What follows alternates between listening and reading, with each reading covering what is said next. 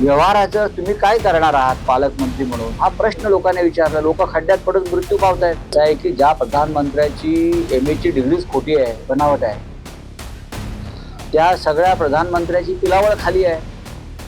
सगळं डुप्लिकेट आहे, सगळं बनावट आहे. छाती ठोकून ठोकून आतमध्ये गेली तेव्हा त्यांना ते मिळालेलं आहे. पण चांगली गोष्ट आहे. त्यांचं एक स्वप्न होतं या लोकांचं. यांचं स्वप्न काय असतं? लोककल्याण हे स्वप्न नाही, काम करणं स्वप्न नाही. अमित शहाच्या दहशतवादामुळे मंत्र्यांना सुद्धा त्रास होतो आहे, कॅबिनेटला त्रास होतोय. हे मोदींच्या लक्षात आलेलं आहे. त्यांना तात्काळ मी सांगितलं की त्यांना ताबडतोब या देशाचं उपपंतप्रधान व्हायचं आहे. कोणाला? अमित शहा. आणि मोदी ते होऊ देत नाही. याच्यावरती हा मुख्यमंत्र्यांचा अधिकार असतो. कोणाला मंत्री करणं असं म्हणतात, हा, कोणाला पालकमंत्री करणं. पण हा 2 जिल्ह्यांच्या पालकमंत्री पदाचा तिढा गेले वर्षभर दिल्लीमध्ये पडला होता. वारंवार हे तुमचे मिंदे गटाचे नेते वारंवार पालकमंत्री पदासाठी अमित शहाकडे, पालकमंत्री पदासाठी प्रधानमंत्र्यांकडे. शेवटी काहीतरी त्यांच्या तडजोडी आपापसात झाल्या, ज्याला मुंबईच्या भाषेत मांडवली म्हणतात, हा, त्या झाल्या. आणि आज आमच्या मोर्चाच्या शुभमुहूर्तावर नाशिकला घोषणा झाल्या. तर म्हणजे गिरीश महाजन यांचं आमचं काय व्यक्तिगत भांडण आहे का? अजिबात नाही. व्यक्तिगत भांडण असण्याचं कारण नाही. भांडण हे वैचारिक असतं, कार्यपद्धतीविषयी असतं आणि लोकांच्या प्रश्नाविषयी असतं. ते कुंभमेळा मंत्री सुद्धा आहेत आणि 35,000 कोटीच्या व्यवहाराचं तुम्ही काय करणार आहात पालकमंत्री म्हणून हा प्रश्न लोकांनी विचारला. लोक खड्ड्यात पडून मृत्यू पावतायत.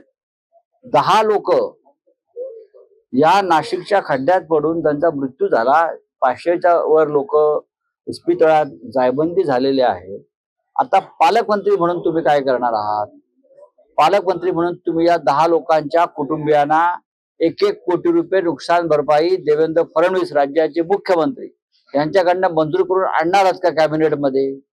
जे जखमी आहेत त्यांना किमान 50 लाख मिळावेत, कारण ते त्यांचं कायमचं अपंगत्व काही लोकांना आलंय. पालकमंत्री म्हणून तुम्ही काय रस्ते नीट करणार आहात का? सांगा. तुम्ही खा पैसे. सरकारचे जे इकडले जावई आहेत त्यांनी पैसे खावेत. आता ते पैसे खाणं याला राजमान्य आहे या सरकारमध्ये. पण काम करा. पैसे खाऊन जो काम करत नाही त्याला आता भ्रष्टाचार म्हणतात. भ्रष्टाचाराची व्याख्या बदललेली आहे. कमिशन खाऊन, पैसे खाऊन सुद्धा जो काम करत नाही त्याला भ्रष्टाचार म्हणतात. आता पूर्वी आमच्या काळामध्ये कामामध्ये जर गैरव्यवहार केला तर तो भ्रष्टाचार होता. आता या सरकारमध्ये केंद्रापासून राज्यापर्यंत पैसे खाणं हे याला राजमान्यता मिळालेली आहे. त्याच्यामुळे पैसे खातात, हे कोट्यावधीचे पैसे खातात. आहे की ज्या प्रधानमंत्र्याची MA ची डिग्रीच खोटी आहे, बनावट आहे, त्या सगळ्या प्रधानमंत्र्याची पिलावळ खाली आहे. सगळं डुप्लिकेट आहे, सगळं बनावट आहे. हे जामनेर पॅटर्न जो भ्रष्टाचाराचा आहे. आता हे जे कोणी 2 महाजन आहेत, पोरं तन्मय महाजन वगैरे, ते कोण आहेत? आता ते हात झटकतायत. पण 550 कोटीच्या कामाच्या डुप्लिकेट वर्क्स ऑर्डर निघतात, त्या बदल्यात ठेकेदाराकडून पैसे घेतले जातात. तुम्ही कॉल रेकॉर्ड तपासा. गिरीश महाजन आणि ते जे 2 आहेत डुप्लिकेट ऑर्डर देणारे, त्यांचे कॉल रेकॉर्ड तपासा कॉल रेकॉर्ड. मग कळेल तुम्हाला किती जवळात कोण कोणाचे. बघा की मोर्चा झाल्यावर महापालिकेतले शिवसेनेचे गटनेते केशव कोरजे आणि त्यांच्या नेतृत्वाखाली 15 नगरसेवक, त्यात आमच्या ताजनपुरे ताई, प्रथमेश गीते, हे सगळे प्रमुख लोक त्याच्यामध्ये होते. आणि आम्ही त्यांना सांगितलं किती दिवसाची मुदत दिली आपण त्यांना, केशवराव? 15 दिवसाची मुदत दिलेली खड्डे बुजवण्याची. त्याच्यामध्ये महापालिका आयुक्तांची वेदना अशी आहे वेदना की माझ्याही बंगल्यासमोर खड्डा झालाय, तो अजून बुजवला जात नाही, मी काय करणार? बरोबर ना? मी काय असं आयुक्तांनी यांना आपली वेदना शिवसेनेच्या गटनेत्याकडे मागितली की माझ्या घरासमोर, माझ्या बंगल्यासमोर गेले कित्येक दिवसापासून मोठा खड्डा आहे आणि मध्ये अडचण होते, काय करणार? आम्ही त्यांची वेदना समजून घेतली.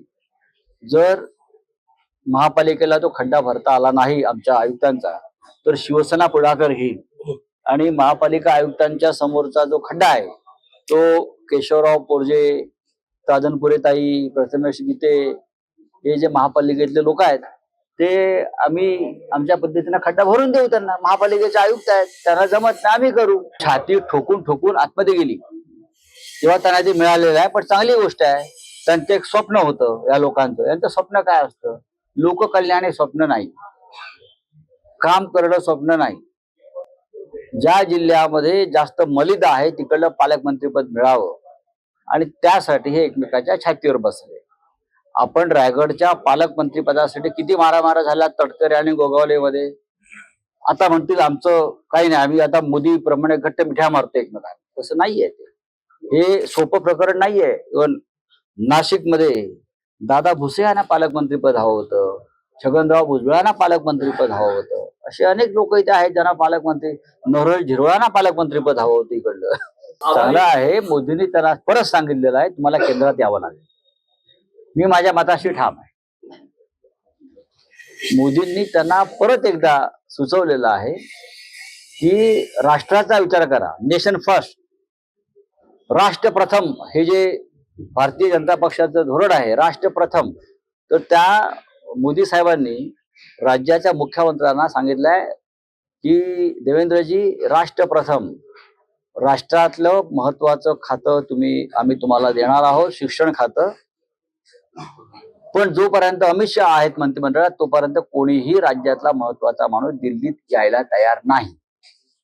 त्याच्यामुळे आता मला भविष्यामध्ये रिशफल मध्ये कोणते कोणते मोठे मासे घरी जातील किंवा बाहेर काढले जातील याच्याविषयी माझा अभ्यास सुरू आहे. अमित शहाच्या दहशतवादामुळे मंत्र्यांना सुद्धा त्रास होतोय, कॅबिनेटला त्रास होतोय. हे मोदींच्या लक्षात आलेलं आहे, हे मोदींच्या लक्षात आलेलं आहे. त्यांना तात्काळ मी सांगितलं की त्यांना ताबडतोब या देशाचं उपपंतप्रधान व्हायचं आहे. कोणाला? अमित शहाना. आणि मोदी ते होऊ देत नाही. बघा, असं मी याकडे या दृष्टीने बघतोय की देशाचे प्रधानमंत्री, देशाचे सरन्यायाधीश साधारण महिन्याभराने या देशामध्ये एक नवीन पक्ष स्थापन होईल याची काळजी घेत आहेत. मग कॉक्रोच जनता पार्टी झालं, दिमागी नक्षलाईट झालं. या सरकारला विचारवंत आणि बुद्धिवंतांचं वावर आहे. कारण ते प्रश्न विचारतात, ते आंदोलन करतात, ते लिहितात, ते बोलतात. मग त्यांना ते दहशतवादी वाटतात. कारण हे सरकार अनाड्यांचं सरकार आहे, अंगठी छाप आहे, बोगस डिग्रीवाल्यांचं सरकार आहे. त्यांना विचारवंत आणि बुद्धिवंत नको आहे. का बरं? असं काय दिवे लावले? पालकमंत्री काय गेल्या 50-55 वर्षात प्रथमच झालेत का? म्हणजे निर्लज्जपणाचा कळस आहे. किंवा जसं मोदी म्हणाले दिमागी नक्षलवाद, काय तसं हे यांच्याकडे अकलेचा दुष्काळ आहे. हा, हे अकल के दुश्मन आहे, अकलेचा दुष्काळ पडलाय त्यांच्याकडे. घाबरतात ना. विरोधी पक्ष काय करू शकतो तुम्ही मगाशी रस्त्यावर पाहिलं. पण तुम्ही विधिमंडळात जरी दिलं नसलं तरी रस्त्यावर आम्ही आहोतच. कार्यकर्त्याची पोरं असतात ती, त्यांचीच पोरं आहेत ती. सगळे जे आहेत तिकडे त्यांचीच पोरं नातवंड आणणार, फोटो येणार. प्रश्न दिलेले आहेत, उत्तरही ठरलेली आहेत. जंतर मंतर वरती गेले असते, जंतर मंतर वरच्या 50 पोरांना तिकडे बोलवा ज्यांनी लाठ्या काठ्या खाल्लेल्या आहेत, त्यांच्याशी बोला. जर त्यांच्याकडे पत्ते नसतील तर मी देतो पत्ते. मी त्यांना माझ्या खर्चानं बोलवतो आणि त्यांच्या आंदोलन सांगा फक्त 50-100 किती मुलं हवेत. सगळी मुलं दिल्ली युनिव्हर्सिटीतली, JNU मधली, कर्नाल युनिव्हर्सिटीतली सगळी मुलं त्यांना हवेत, खरे जैनजी. हा,